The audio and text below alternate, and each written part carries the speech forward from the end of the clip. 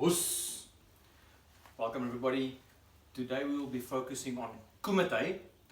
In order to do Kumite, we have to prepare our body, and in terms of doing it, we have to do certain drills because Kumite is all about movement. I will dissect it a little bit later about what else makes up Kumite, but for now, let's do some drills for the Kumite. Come along. So for the first one, we're just going to run through the circles.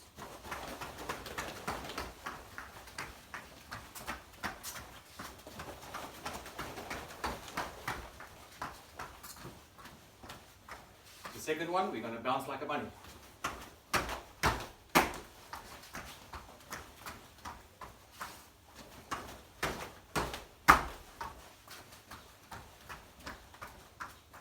High knee lift.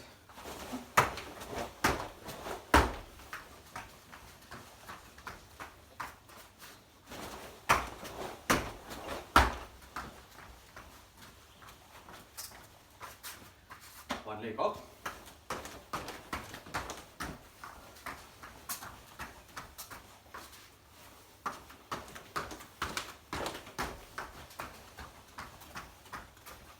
Change legs.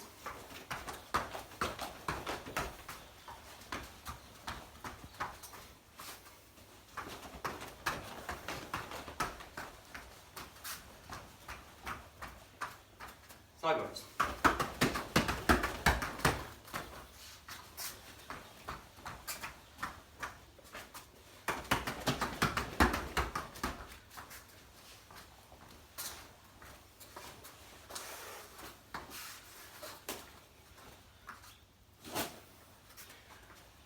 Kumite is all about target, speed and technique. So we're going to talk a little bit about those three. So let's first talk about target. If you take your fighting position and you're going to deliver a technique, let's say Kasamazuki, front end to the jaw. The target is of utmost importance. Without target, speed, technique won't work. It's important to find the target first up. So make sure when you deliver the technique, it is done towards the center line. So use your own body as a center line to make sure that when you do Kumite, you have that center line down the middle that you can deliver the target. So when you do a technique, it's very important the way that you execute the technique. If, for example, your elbow is in this position, if this shoots out, it will go this way. If this will be too low, it will shoot out this way. If it will be too high, it will shoot out this way. Think of your whole arm and fist as an extension of a pipe towards the target. Make sure your elbows are in, and then when you deliver the movement, you're going to, from this position, extend towards the target. No movement or showing of the technique before you deliver the technique. So that is first up important. If you do the Kasamazuki, make sure when you punch, as I said, do the target. You can do one of two things with your right arm. You can pull it backwards, or it can be a block in defense.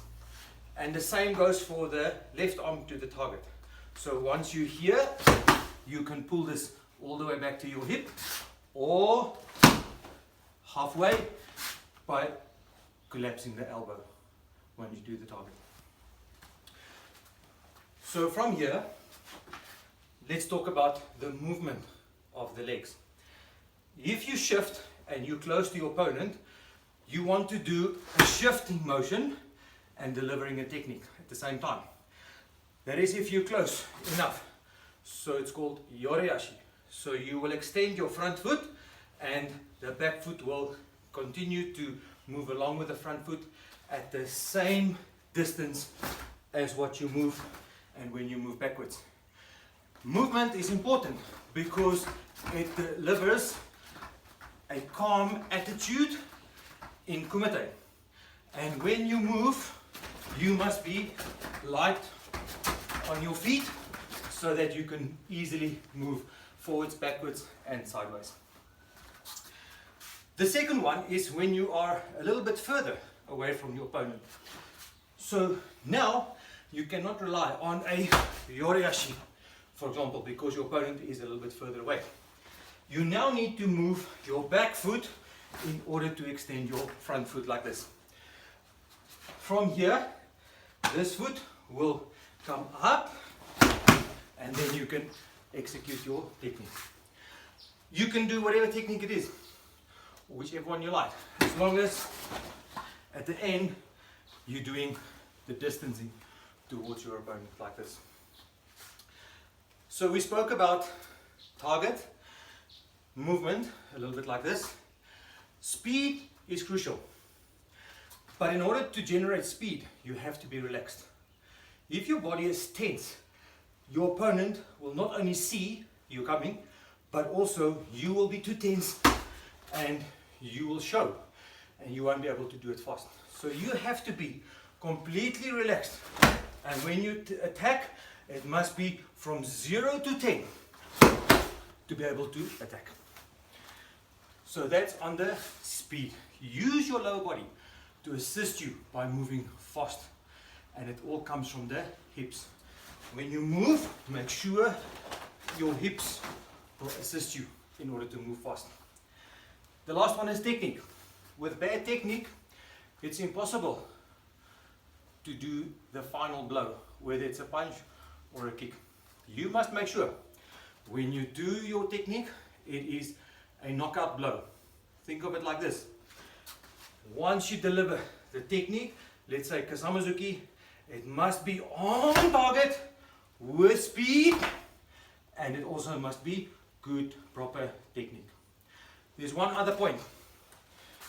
Once you've done the technique and you've done the speed, the target, the technique is correct, you've used your lower body, it's called Zanshin, which means to show that the technique is finished. So to keep that posture at the very end, to maintain your awareness. Zanshin meaning awareness. So after the technique, always aware. In other words, this won't be Zanshin. So not like that. In karate, Zanshin. Always ready to be able to defend yourself if need be. Practice a little bit these Kumite movements. We will go in another lesson more into Gono-sen, Seno-sen, and Sen-Seno-sen. I will explain those concepts in a new lesson. Have fun, keep moving, enjoy your Kumite. Us.